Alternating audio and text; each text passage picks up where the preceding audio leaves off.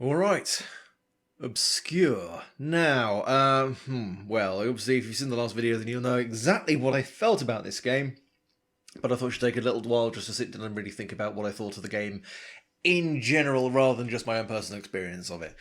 And to be perfectly honest, I don't think I hate this game. I just feel that it never really justified the space it took up in my life. It was like, it's there, it occupied space and time, and then it didn't, and I didn't really feel different either which way. So, obscure survival horror game, American survival horror game, or setting in America at least. So there's a certain shift in the way that survival horror is approached in the West at the very least. I generally find that when it's set in America, there's a lot more gung-ho action, whereas if it's a bit more traditional Japanese, Asian type stuff, it ends up being a little bit more truly survival-based, and you're rather a helpless character. So in Obscure, obviously, you're playing several members of the student body locked up in this campus of weird, horrible plant metamorphosis shit, which is killing everyone, and you're trying to unravel the mystery of what's going on. There's a lot of problems with that statement. For example, you're not really unraveling the mystery, you're just kind of arbitrarily running around solving puzzle A, then puzzle B, then puzzle C. And they're not really even puzzles, it's more fetch quests and rubbing yourself against certain surfaces. But anyway, the thing which kind of was kind of the USP for Obscure was it's a co-op game, or at least you do control two characters simultaneously. This is a lot like, I believe it's Resident Evil Outbreak did something very similar, where you had a group of characters and you could switch between them and do different things with them. And this is trying to go a bit more fluid with it, because you could actually play, two people could play at the same time playing Obscure. Really lovely idea. It just then proceeded to do absolutely jack shit with it. This is really surprising, because I thought, oh, a survival horror game where you're actually playing with a secondary character, that'd be great, because you could have some combinations of their skills or ways to use two people in two different ways at once and stuff like that. No, none of that. Didn't even bother. Just, you have a second person going behind you, controlled by fairly rudimentary AI that just kind of hits things when you point a gun in their general direction. That was about it. So I expected something maybe not intelligent, maybe not groundbreaking, but something that was trying something new and making the most out of what was there. What I got was something that was just too simplified. They boiled down a lot of the ideas that the present and then just taken them and done something very safe. Maybe not safe, because it wasn't exactly an experimental game, but they just hadn't really realised many of the concepts they had. And it just ended up being really reliant on all the stock kind of survival horror tropes. So, I mean, this is the thing I'm going to have a big problem with, is that campus was loaded with guns and ammunition. Now, fair enough, weird shit going on underneath the lab. Of course, the guy's going to need a gun or two just to make sure he doesn't get eaten by the monsters. However, these things were laying about everywhere, and the ammunition was laying about everywhere. What the fuck? I can understand maybe the janitor has a shotgun in his closet. That's fine, because he's probably in on it. And the guy and the principal in his safe, he's got a pistol. Fair enough. I'm cool with that. But just shotguns hidden underneath things as little rewards, it feels too gamey. It doesn't feel like you're trying to... This could have been any location if guns were just going to be lying around all over the place. So that was annoying. And the other thing was, it felt hurried. I mean, it took a good few hours to complete, but at the same time, it was always, go here, do the thing. Go here, do the other thing. Now do this thing. Now do that thing. There was never any kind of exploring the world, trying to gather resources or kind of work out what's been going on behind the scenes. It was very much, we've got this problem, or I've got this item, I now need to remember where I'm supposed to go to use it, which I thought was a bit bizarre. So, yeah, I was kind of let down by this game on several levels. But I didn't hate it. It never truly offended me, and I suppose that's something to say in its favour. It was put together competently enough that I could play it without wanting to just beat it to death with my bare hands and scream into the sky at an uncaring and unfeeling god, which some games have achieved. But anyway, so graphics-wise, obviously this was kind of an early 2000s game. It's all right for the game, for the era it was in. It looks passable. I found that it was going with fixed camera angle. Now, correct me if I'm wrong, if I am getting this wrong, but I thought that fixed camera angles originally in survival horror games were to save space. You'd have a pre-rendered background, and then the character would move around on it, and when they moved out of shot, it'd go to the second frame, which would be the rest of the room, and that kind of thing. It had a second byproduct of making the game a bit tenser, because you couldn't always see what was on screen. The problem is, Obscure's kind of doing it to, well, obscure the player's view. for the sake of fucking with you, really. I mean, it didn't necessarily have to be that way. I mean, obviously, you got two players playing at once. You would need to have the camera panned back. You don't have to lock it in one position and then force them to kind of finagle their way around a corner to see whether there's a bandy there. That goddamn ambush near the end of the game in particular, where I had no idea where these monsters were coming from, and then I just got pasted. So that was very fucking annoying. And while it had, I think it had a nice bit of errata, and all the kind of little background documents were quite nice, the monsters themselves and the whole body horror aspect of it was really not realised too well. It was a lot of green smoke, man falls over, comes back up, and it's all meld, squishy, wobble thing. They didn't really go too far with actually seeing how plant life would interface with organic matter and stuff like that. Like The Last of Us. Really simple, really minimalised. What would happen if fungus grew out of your face and turned you into some kind of weird clicky zombie? Nice, simple, really effective in conveying that. This, it was just, oh, it's a skinless thing, or it's a screaming thing, or it's a little gribbly ankle biter. There was never any real explanation about how these things function or why they look like the way they do. It's like, oh, he was an normal-sized person, now he's fucking 7 foot tall and he's got a great big flappy elephant face. What? Never mind.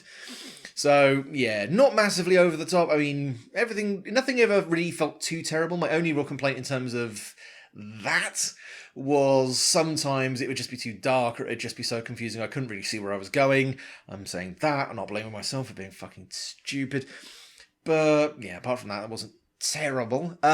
Speaking of terrible, the sound design. Fuck me, whoever did the sound mixing for this game needs to be taken out back and beaten to death with their own mixing board.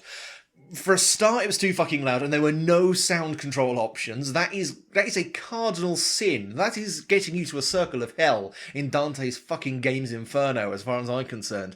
If you are going to be having music in your game, give people the option to either turn it down or turn it off. It is not too hard to put an incremental slider or a percentile slider in there to reduce the volume.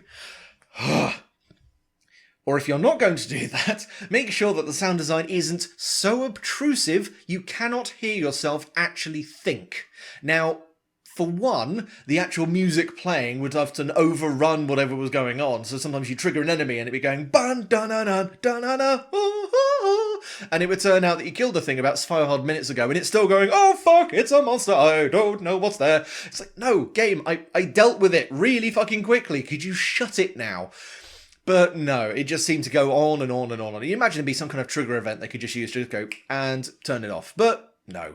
And the children's choir, I feel, just deserves special mention for being just so almost comically bad. That kind of, it was very, that's the thing. He was trying to build atmosphere with the music, but it was blowing big holes in the atmosphere by trying to be that, oh, hark at me, aren't I creepy and atmospheric? No, you're not creepy and atmospheric. Some other horror games since the year dot have done very well in using very, very small amounts of sound and music to really convey this.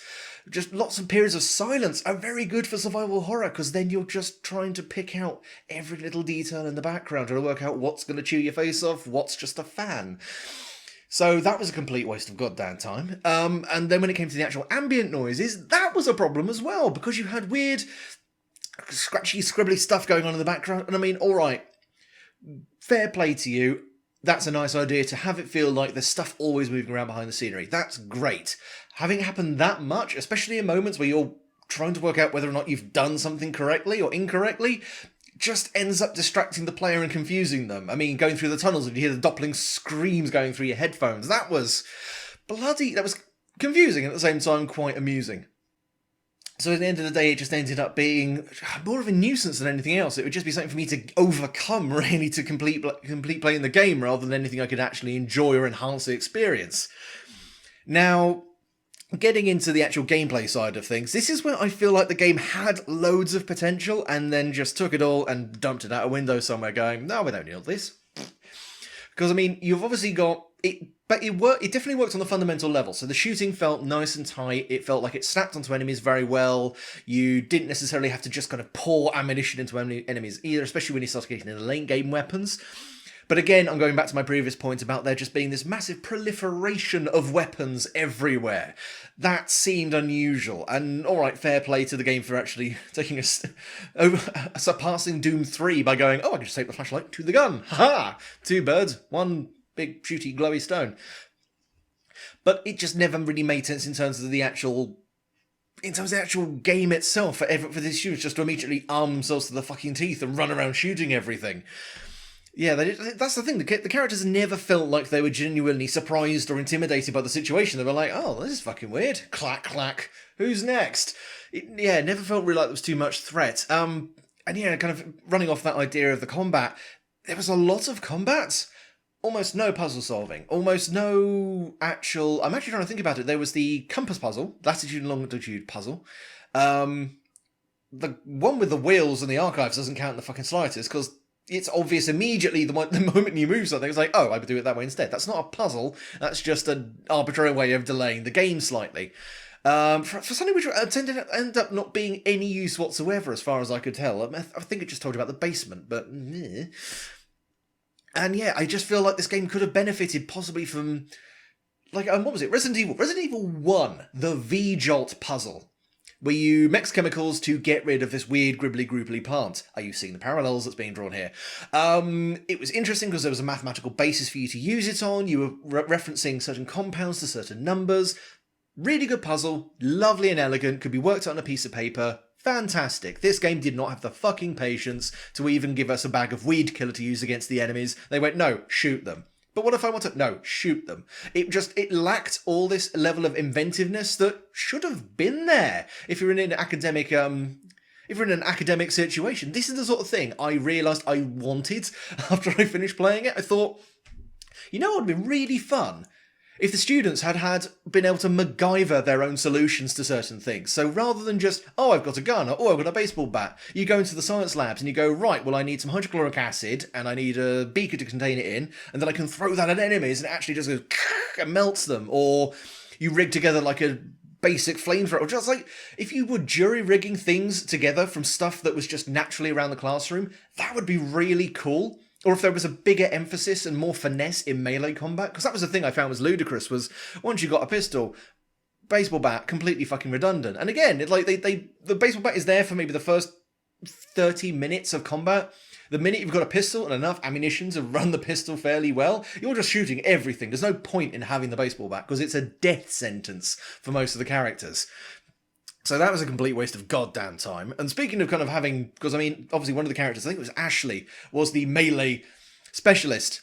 That made her completely fucking redundant the minute you got guns. And this is something that I thought was a complete mishap, was they gave all the characters separate skills. So you had Josh, who just knew when items were lying around, and you had Stan, who could pick locks really quickly and work out if there was a unlockable cabinet somewhere. They'd obviously thought, well, we need to give these characters individual traits in terms of gameplay, otherwise they're going to be redundant. But they were never interesting enough to be really worthwhile. I mean, what was it? I can't remember, but not the girl who was Ashley, but the other girl. Her main trait was just you pull the trigger and she goes, "Oh, we should do this now." It's like, oh, brilliant! You are the cheat sheet to this fucking game. Thank you for that. You are completely bastard redundant. So that was a complete waste of goddamn time. It would have been nice if they just put a little bit more effort into making them actually useful characters. So maybe if one of them had, I don't know, was like really good at soaking damage, or could like taunt enemies to attack them rather than attacking the other one. Or someone was really good at maybe speed loading their gun, or someone was really good at, I don't know, just like scrounging more items when you pick them up and stuff like that. That would have been nice. What we got was just, well, this guy's good for that thing and that guy's good for that thing. And obviously I used, I think at the end of it, I just used Kenny and Stan because Kenny could move the fastest out of everyone, which meant I could complete the game faster. And Stan was good in case I missed any kind of shiny extra bonus stuff. But apart from that, no fucking reason to have any of the other guys whatsoever. So that was a complete waste of goddamn time. So, yeah, the game just felt like it wasn't making the most of two separate things, one of which was the co-op aspect, and the other which was a multiple roster cast aspect. I mean, they went to all the trouble of kind of voicing them all and giving them separate lines of dialogue and stuff like that, but never actually gave them any gameplay incentive to use them. So that just felt like a complete waste of time. Story was just by the number schlock, basically. It was, oh, look, weird shit's happening, deal with it. that was about it. There were no real major stakes involved until later in the game when you go, oh no, this thing is, we've been infected with the thing and now we've got to do the stuff in the people in the place. It's all very bleh.